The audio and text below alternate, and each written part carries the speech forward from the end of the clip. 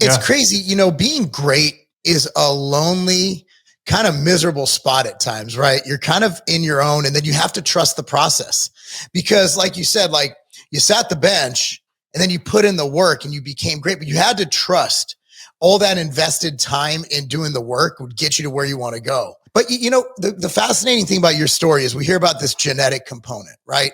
Like this genetic component, genetic freaks, and they exist, but it doesn't sound like you just walked on the baseball field and had a starting spot.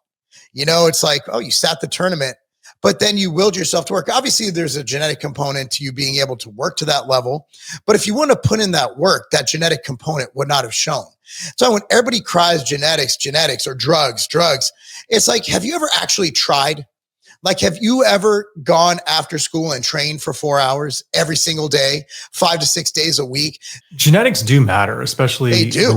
When you get to an elite level, you know, and I have found in my life, I have worked very hard at things that I was naturally gifted at, and I've worked very hard at things that I was not naturally gifted at. And generally, my experience has been that you can get about 2 standard deviations better at anything simply by working hard at it. So if you start out and you're just not very good, you're in the 15th percentile genetically. If you work very, very hard, you can get to the 85th percentile in terms of performance.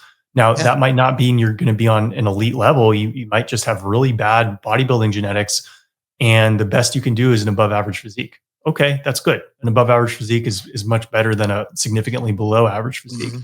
But it does mean that if you want to be at the elite level, which is the top 10th of 1%, you can be in the top 10th of 1% if you're simply slightly above average. You're probably not going to be in the top 10th of 1% if you're below average. But if you're in the 80th percentile or something like that, 85th percentile in terms of natural proclivity, and you work your ass off, you can definitely get into the triple sigma type performers, 3 standard deviations above the mean, top 10th of the top 1%. And so if you want to have elite performance, almost certainly 9 out of 10 of those people are putting in elite work ethic. Yes, there are people who are insanely talented who are just jackasses and waste their talent and don't put the work in. But by and large, if you get to an elite level, most of the people there are working very, very hard because they're all replaceable.